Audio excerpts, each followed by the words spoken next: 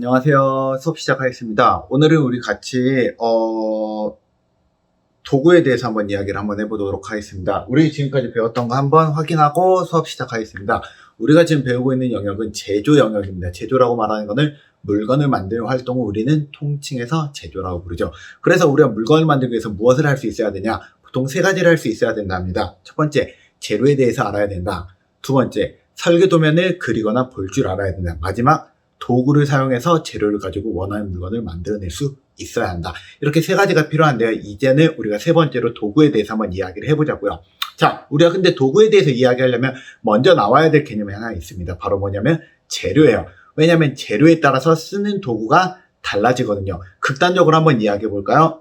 나무, 그 다음에 플라스틱. 우리가 흔히 많이 쓰는 재료가 세 가지 쓴다 많이 했잖아요. 나무, 금속, 플라스틱. 그 중에서 나무하고 플라스틱은 쓰는 도구가 완벽하게 서로 반대돼요. 쉽게 표현해 볼까요? 나무는 주로 어떻게 물건을 만들죠? 나무는 주로 깎아가지고 우리가 그 깎은 거를 조립해서 만들죠. 맞지? 그 다음에 플라스틱은 어떻게 만들지? 플라스틱은 보통 녹여가지고 그대로 굳혀서 만들죠. 그렇기 때문에 만드는 방법이 달라지기 때문에 쓰는 도구 또한 달라질 수밖에 없답니다. 그래서 오늘은 도구가 어떤 도구가 있는지 전체적으로 알아보고 그 도구들 중에서 하나의 도구에 대해서 조금 이야기를 해보도록 하겠습니다.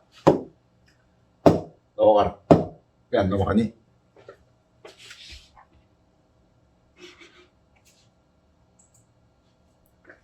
자, 일단 한번 봐봅시다. 우리가 주로 많이 쓰는 도구는 이렇게 5가지 도구를 쓴답니다. 여러분 주변에 있는 어떤 물건을 만들든지 이 5가지 도구 중 한 가지 이상을 사용을 해야지만 물건을 만들 수 있거든요. 각각에 대해서 간단하게 설명해 드리겠습니다.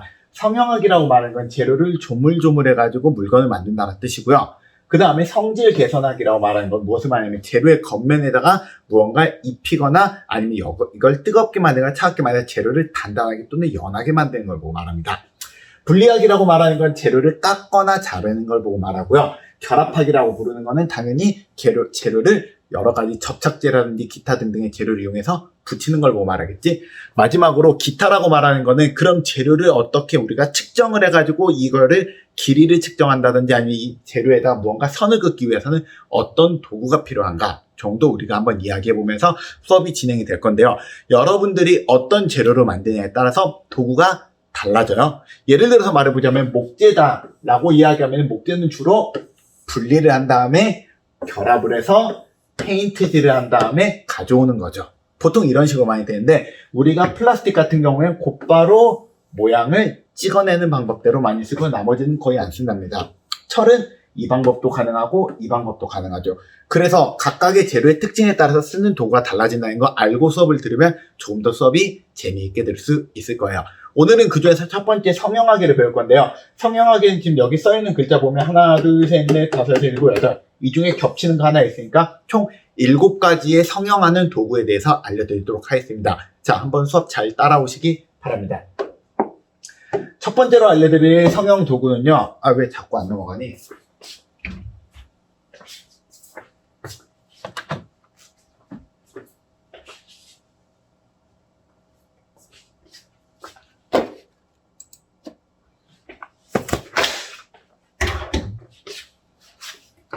첫 번째로 알려드릴 성형 도구는 바로 주조입니다. 주조라고 말하는 거는 여기 써있는 내용을 그대로 읽어드릴게요. 주조란 무엇이냐?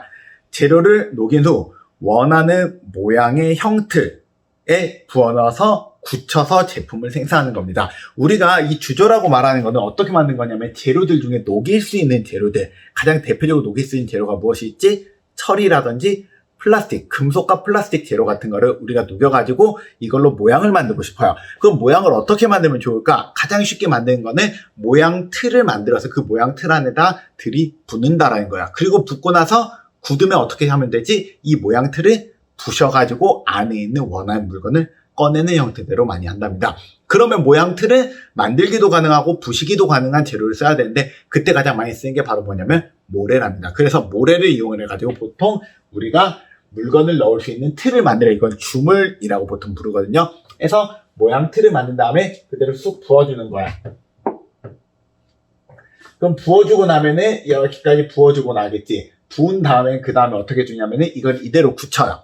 굳히고 나면은 이렇게 모양이 만들어질 텐데 이 모양에서 필요 없는 부분을 뚝 잘라내버리는 거야. 그럼 우리가 원하는 모양이 완성이 되겠지. 이렇게 만들어진 거 우리는 주조라고 부르고요. 여러분 주변에서 주조로 만드는 가장 대표적인 물건을 하나만 꼽아보라 라고 이야기하면은 프라이팬이 있습니다. 모든 후라이팬 말고요. 혹시 집에 후라이팬 검은색에 엄청 무거운 후라이팬 갖고 있는 사람 있나요? 검은색에 엄청 무거운 후라이팬. 그런 후라이팬 같은 경우 우리가 보통 주물 후라이팬이라 보통 부르는데요. 그런 거 같은 경우 이런 걸 많이 만들고요. 그거 말고 또 우리 주변에서 흔히 많이 볼 수 있는 거 뚝배기 아니면은 지금 여기서 보이는 요거 그림을 보면 가마솥이거든요. 이런 걸 만들 때 주로 많이 이용을 해준답니다. 그래서 이거는 여기에다 재료를 넣고 나잖아 하면 굉장히 뜨거워가지고 이렇게 불길이 보이기도 한답니다. 자, 그런데 이거는 굉장히 만들 때 전통적으로 되게 많이 썼던 방법이긴 하지만 단점이 하나 있어요. 바로 뭐냐면 이 틀을 매번 만들어야 된다는 거야. 틀을 매번 만들어야 돼. 매번 부셔야 되니까 이게 되게 귀찮은 작업이고 틀을 잘못 만들면 품질이 왔다 갔다 그런단 말이야. 그래서 우리가 그 다음으로 어떤 걸 만들었냐면 이 틀을 우리가 쇳물을 부어도 녹지 않는 틀로 만들어가지고 이 틀에다가 물건을 부어서 만들면 안 되겠느냐라고 생각이 돼가지고요. 틀을 아주 단단한 재료로 만들어서 붓기 시작을 했거든요. 이렇게 하는 주조 방법도 있어요. 이걸 뭐라 부르냐면 다이캐스팅이라고 불러요. 여기에서 다이라고 말하는 게 뭐냐면 요 틀을 보고 다이라고 말해요. 캐스팅이라고 말하는 게 바로 뭐냐면 주조라고 말하는 뜻입니다. 그래서 다이캐스팅이라고 부르는 게 뭐냐면 주조 형틀이 금속으로 돼 있어가지고 이거는 대량으로 물건을 만들어내면서도 동일한 품질을 만들기 굉장히 유리한 방법이랍니다. 이게 첫 번째 방법. 아시겠죠? 여러분 주변에서 어떤 물건 만드는지. 두 번째 방법으로는 단조라는 방법이 있습니다. 단조라고 말하는 거는 무엇을 뜻하냐면은 이런 거예요. 뭐지? 우리가 모양을 만들 때 망치로 내려쳐서 모양을 만들어주는 거예요. 망치로 땅땅땅땅 내려주면 재료가 어떻게 되지? 점점 펴지겠지. 그래가지고 원하는 모양을 만들어주는 거야. 그래서 이렇게 동글동글한 모양을 만들 때는 이렇게 어마어마하게 큰 단조 기계를 이용해가지고 사람을 손으로 들고 있으면 힘드니까 이렇게 땅땅땅땅 때려줘서 만들기도 하고요. 아니면 조그맣게 칼 같은 거 만들 때는 사람이 망치를 들고 때려줄 수도 있고요. 어쨌든 이렇게 만드는데 우리가 모양을 만들어주는 걸 우리는 단조라고 부른답니다. 자, 그래서 단조로 우리가 대표적으로 많이 만드는 거 여러분들이 예상했다시피 단조로 가장 많이 만드는 거는 칼이에요, 칼. 자, 그래서 단조는 한번 필기되어 있는 내용을 읽어드리자면은 재료를 도구로 두드리거나 압력을 가해서 원하는 모양의 제품을 생산하는 방법입니다. 그럼 한 가지 물어볼게요. 단조로 물건을 만드는 거랑 주조로 만드는 물건이랑 동일한 물건을 만들 수 있거든요. 어떤 게 더 가격이 비싸고 어떤 게 더 튼튼할까요? 놀랍게도 단조가 대부분 더 튼튼하고요. 가격이 비싸답니다. 왜냐면은 주조라고 부르는 건 부어놓고 끝이잖아. 근데 단조라 부르는 거는 붓기 전에 우리가 모양을 만들고 두드리는 작업이 들어가기 때문에 만드는데 시간도 오래 걸리고요. 그 다음에 만들어 놨을 때 이 내부의 결이 다르다고 보통 그러거든요. 내부의 결이 우리가 단조로 만들었을 때 내부 결이 다 이어져 있기 때문에 훨씬 더 단단한 모습이 나온다라고 합니다. 여기에 대한 내용들은 우리가 나중에 열 처리할 때 조금 더 자세하게 이야기를 해드리도록 하겠습니다. 자, 근데 이 중에 단조에서 가장 중요한 게 뭐냐면 단조는 방금 전에 말했다시피 대량 생산할 때 그래서 유리한 방법이 아닌데 단조를 가지고 대량 생산하는 방법을 사람들이 고안을 해냈어요. 바로 뭐냐면은 단조로 하면 이렇게 모양 틀을 이렇게 찍어서 만들 수 있지만 아예 이 모양 틀을 찍어가지고 이걸 아예 끊어버리면 어떨까라 생각을 하게 된답니다. 그래서 마치 어떻게 되냐면은 이렇게 단조로 모양을 만드는데 단조로 쾅 찍어가지고 모양을 아예 찍어버려서 이렇게 만들어주는 거야. 이걸 우리가 뭐라 부르냐면 단조들 중에서도 프레스 기법이라 불러요. 주로 이렇게 프레스를 할 경우에는 아까 봤던 단조는 굉장히 커다란 둥그런 것들 아니면 되게 두꺼운 철판 같은 걸 썼다면 이건 그런 걸 쓰지 않고요. 대부분 어떤 걸 쓰냐면 아주 얇은 철판을 써요.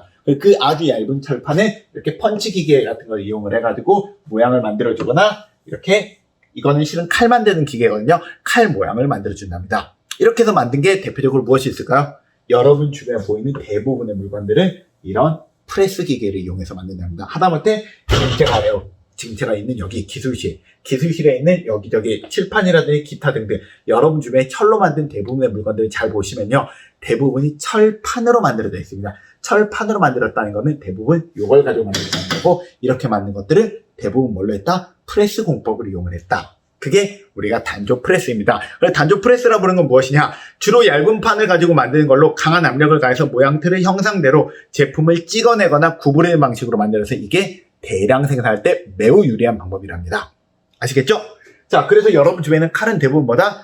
단조로 만들긴 하지만 단조로 망치로 두들겨서 만든 게 한 번에 꽉 찍어서 만든 프레스 공법으로 많이 만든답니다. 자, 이제 세 번째로 넘어가 보겠습니다. 자, 세 번째로는 무엇이냐? 압연이라는 방법입니다. 압연이라고 말하는 게 뭐냐면은 이 뜨거운 철을 우리가 롤러 사이에 넣어가지고 철을 펴주는 역할을 해준답니다. 실은 이 압연이라고 말하는 거는 보통 제가 예전에 철에 대해서 처음으로 수업을 할 때 그 말 있어요.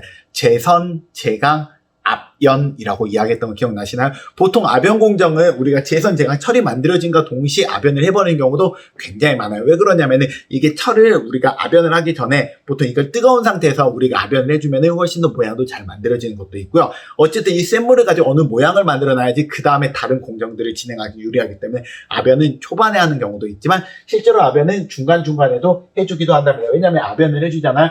이렇게 동글동글한 걸로 하면 철판만 나올 걸 생각하지만 이 압연의 이 모양은 내 마음대로 해줄 수 있어요. 그렇기 때문에 이런 모양도 다 압연으로 만든 거예요. 단지 만들 때 이 롤러가 어떤 모양으로 있느냐에 따라서 이런 모양도 만들 수 있다라는 거지. 자, 그래서 압연으로 주로 많이 만드는 건 무엇이다? 철판을 만들 때 많이 쓴답니다. 철판. 그래서 재료를 원하는 모양의 롤러 사이를 통과시켜서 연속적으로 제품을 만든다라고 써 있고요. 이게 마치 뭐랑 비슷하냐면 여러분들 그 전통 짜장면집 가면 막 숯하면 할 때 막 이렇게 펴가지고 하는 그 방망이를 가지고 밀가루를 피는 것처럼 철을 가지고 아주 단단하고 뜨거운 열에도 잘 버티는 방망이 가지고 철을 펴준다 생각하면은 아주 정확한 설명일 것 같아요. 자, 그 다음. 이제는 이거랑 조금 비슷하지만 다른 거 하나 보여드리겠습니다. 자, 이거 뭐냐면 압출이라는 방법이에요. 압출은 뭐냐면 압연을 롤러 사이에 지나가게 했다면 얘는 롤러 사이를 지나가는 게 아니라요. 무언가 모양, 틀 모양, 어떤 특정 모양의 틀이 있거든. 그 틀 모양에다가 재료를 뒤에서 계속 뿜어주는 거야. 재료를 뒤에서 뿜어주잖아. 그러면 그 앞에 있는 모양 형태 그대로 쭉 뽑히게 되는 거야. 주로 무엇을 만들 때 많이 쓰냐면은 파이프 같은 걸 많이 만들 때 쓰거든요. 여러분 동그란 파이프 그거 어떻게 만들어요? 물론 압연으로도 만드는 방법도 있지만 주로 압출 방법을 이용해 준다면은 파이프 모양을 틀을 만들어 놓고 구멍을 만들어 놓고 뒤에서 뜨거운 재료 계속 뿜어주는 거야. 하면은 이걸 지나가면은 그 모양이 나오는 거지. 마치 무엇처럼 여기 보이는 거. 우리가 국수를 뽑아내는 거랑 굉장히 비슷하답니다. 그래서 이렇게 해서 만들어줄 때는 보통 모양이 어떻게 보이냐면은 재료를 넣어주고 이 앞뒤에 보면은 특정 모양 틀이 있습니다. 여기 금형이라 써 있잖아요. 이 금형 특정 모양 틀로 뽑아주기 때문에 이런 모양으로도 뽑아줄 수 있고요. 이런 모양, 하물며 이렇게 다양한 모양으로 뽑아줄 수 있습니다. 무조건 긴 파이프만 만드는 생각하지 않아도 돼요. 왜냐하면은 우리가 이런 모양도 아주 긴 모양인데 필요에 따라서 똑똑똑똑똑똑 잘라서 이용해 주잖아요. 그래서 특정한 모양을 우리가 지속적으로 똑같은 걸 만들어가지고 똑똑똑똑 잘라서 이용을 해줄 때도 주로 지금 보여주는 압출이라는 방법도 많이 이용해 준답니다. 하지만 압출의 가장 대표적인 건 뭐다? 호스나 파이프다. 호스 또는 파이프. 여러분 괄호 안에는 이게 대표적인 걸 써놓는 거예요. 그래야지 여러분들이 기억하기 쉬우니까. 그래서 압출이라는 건 바로 무엇이냐? 재료를 원하는 모양의 형틀에 어떻게 한다? 통과시키는 게 아니라 밀어 넣어가지고 우리가 연속적으로 제품을 생산하는 방식이다 라고 생각하면 될 것 같아요. 우리가 주로 지금까지 보여준 이 네 가지 방법이 어디에서 많이 쓰는 거냐면 철을 가지고 물건을 만들 때 많이 쓴답니다. 철을 가지고 주조를 해주거나 즉 녹여가지고 틀에 부어주거나 두 번째는 단조를 하거나 단조 망치로 두들기거나 아니면 압연 롤러 사이를 지나가게 해서 모양을 만들거나 압출 특정한 롤러를 지나가게 해가지고 특정한 그 금형 특정한 모양을 지나가게 해서 쇠 파이프를 만들 때 많이 쓰고요. 지금부터 이야기하는 것은 무엇을 이야기해 줄 거냐면은 이젠 플라스틱 가지고 물건을 만드는 걸 이야기해 줄게요. 물론 지금 이 압출이라는 거는 지금 보여준 것처럼 플라스틱을 만들 때도 많이 쓴답니다. 하지만 압출보다는 좀 더 플라스틱 만들 때 가장 대표적으로 많이 쓰는 게 있기 때문에 이걸 보여드리려고 한답니다. 자, 이게 플라스틱으로 물건을 만드는 가장 대표적인 방법인데요. 플라스틱으로 물건을 만드는 원리를 좀 알려드릴게요. 플라스틱이라고 말하는 재료는 전에도 이야기했다시피 열 가소성과 열 경화성 플라스틱이 있긴 한데요.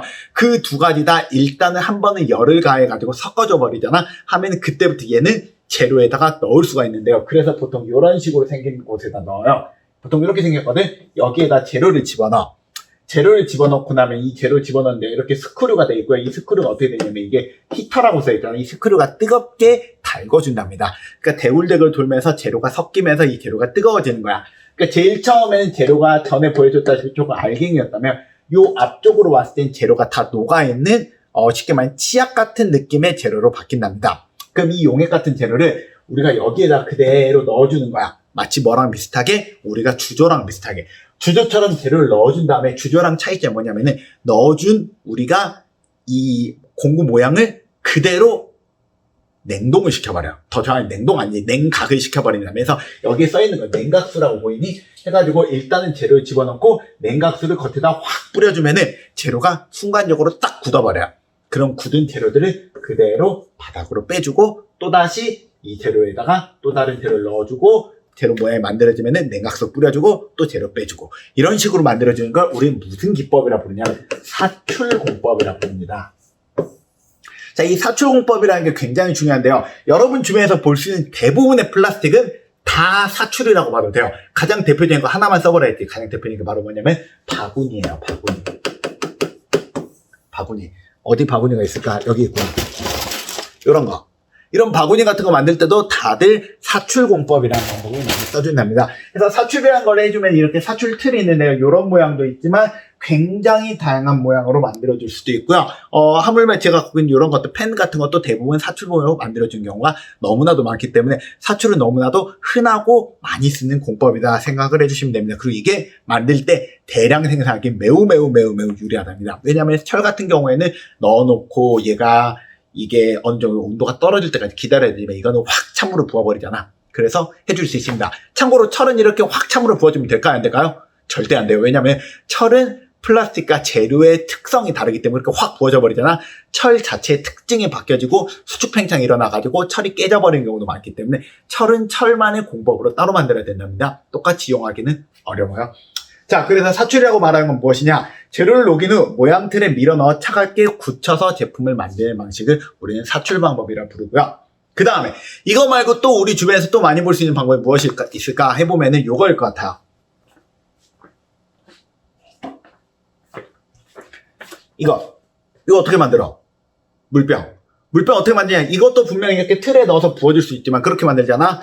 요 아주 말랑말랑하면서 겉에 얇게 만든 거, 요런 거 만들어주는 건 잘 못하거든요. 이런 걸 만들 때 보통 어떻게 만드느냐? 불어서 만든답니다. 불어서 어떻게 만드냐면 불어서 만드는 걸 지금부터 보여드릴게요. 자, 바로 이거군요. 공기 취입식이라고 보통 말하는데요. 진짜로 공기를 불어넣어서 만들어요. 우리가 형틀이 똑같이 있는데 사출이랑 똑같이 형틀인데 이 형틀이 우리가 형틀에다가 원하는 재료를 넣어준다면 여기에서 공기를 뿜어줘 버려요. 안쪽에다가 공기를 뿜어주잖아. 그 얘가 순간적으로 겉으로 빵빵하게 부풀어 오른답니다. 부풀어 오르면 어떻게 되지?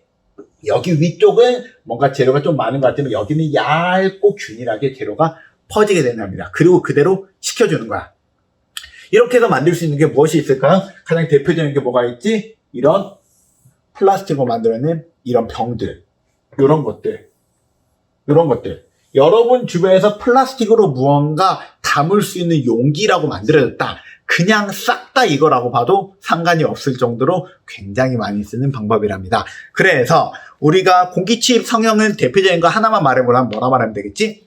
페트병이라고 말해주면 정확하겠죠. 그래서 페트병을 만들어주는 방법이 바로 이 공기 취입식입니다. 자, 어때요? 지금 이야기하는 거 들어보니까 플라스틱 어떻게 만드는지 대충 알겠지? 그럼 플라스틱으로 지금까지 만든 것 중에 이야기 안 한 게 딱 하나 있어요. 플라스틱으로 만든 것 중에 지금 이야기 안 한 거 뭐가 있을까요? 바로 요거예요. 요거. 뭐지? 지금 봐보면은 이렇게 가위가 있는데 가위 겉에 이렇게 뭔가 싸고 있잖아요. 이것도 플라스틱이잖아요. 요거 어떻게 만들어요? 이것도 살짝 녹여가지고 이번에는 공기를 빨아들여서 만든답니다. 무슨 말인지 보여드릴게요. 자, 요거는 이렇게 생긴 거거든. 이건 뭐라 부르냐면 진공성형이라 부르는데요. 우리가 원하는 모양틀, 그 모양틀에다가 아주 얇은 플라스틱 필름이라 보통 부르거든요.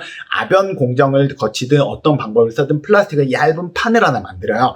그 플라스틱 판을 온도를 조금만 높여서 한 60도에서 70도 정도, 그런 플라스틱이 말랑말랑해서 약간 말랑말랑한 느낌으로 바뀌거든요. 그 상태에서 원하는 형틀에다가 올려놓은 상태에서 이거 어떻게 주냐면 아래쪽에서 공기를 확 빨아들여 버리는 거야. 공기를 빨아들이면은 여기에 찰싹 달라붙겠지. 찰싹 달라붙인 다음에 얘를 똑같이 식혀주는 거야. 그러면 어떤 모양이 나오지? 우리가 원하는 모양이 그대로 나오는데 여기는 형틀과 비슷한 모양이 만들어지는 거예요. 이렇게 해서 많이 만들어준 게 바로 뭐냐면은 이거 딱 보면 뭐지? 계란판이죠. 계란판뿐만 아니라 여러분 주변에 있는 웬만한 일회용 컵, 일회용 용기들은 대부분 이렇게 만들고요. 그 다음에 그래서 진공청소년이 가장 대표적인 건 바로 뭐다? 일회용 접시를 만들 때도 대부분 이 방법을 쓴답니다. 그래서 방법이 뭐 두 가지가 있어요. 뭐 보면은 하나는 이렇게 뭐라 해야 되지? 약간 안쪽으로 들어가 있는 쪽에다 해주잖아 하면 여기서 공기를 빨아들이는 이렇게 안쪽으로 파이는 방법도 있고요. 약간 바깥쪽으로 튀어나와 있으면 여기 양쪽에 공기를 빨아들여서 만드는 방법이 있다 한데 뭐 별로 중요하지 않아요. 어쨌든 이 방법이 저 방법은 중요한 건 뭐냐면은 우리가 틀 위에다 얇은 플라스틱 종이 같은 거 필름이라고 해요. 필름을 따뜻하게 만든 다음에 얘를 확 달라붙게 해가지고 모양 틀을 만들어준다. 그래서 약간 마스크를 만드는 느낌이다 라고 생각하시면 될 것 같습니다. 자, 지금까지 배웠던 거 한 번만 정리하고 넘어가 보겠습니다. 우리가 지금 배우고 있는 건 성형학이에요. 성형학이라고 말하는 건 재료를 우리가 녹여가지고 무언가 물건을 만들어주는 거예요. 정확하게 녹인 게 아니라 뭔가 조물조물해가지고 원하는 형태를 만들어주는 거고요. 그때 가장 많이 쓰는 게 7가지 방법인데 금속 같은 경우엔 주조, 뭐지? 형틀에 집어넣는다. 단조, 망치로 두들긴다. 압연, 뭐였지? 우리가 롤러 사이를 지나가게 한다.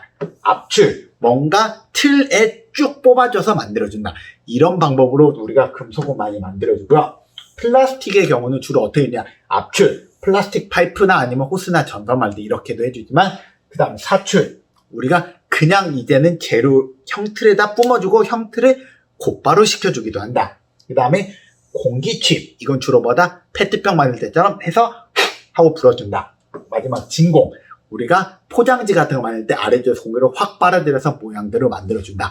이런 방법을 이용해서 우리는 물건을 만들어준답니다. 오늘 물건을 만드는 첫 번째 방법, 성형하기에 대해서 이야기했고요. 다음 시간에는 그 다음 성질 개선하기랑 분리하기는 어떤 식으로 하는지 알려드리도록 하겠습니다. 오늘 수업 듣느라 수고 많으셨습니다. 안녕.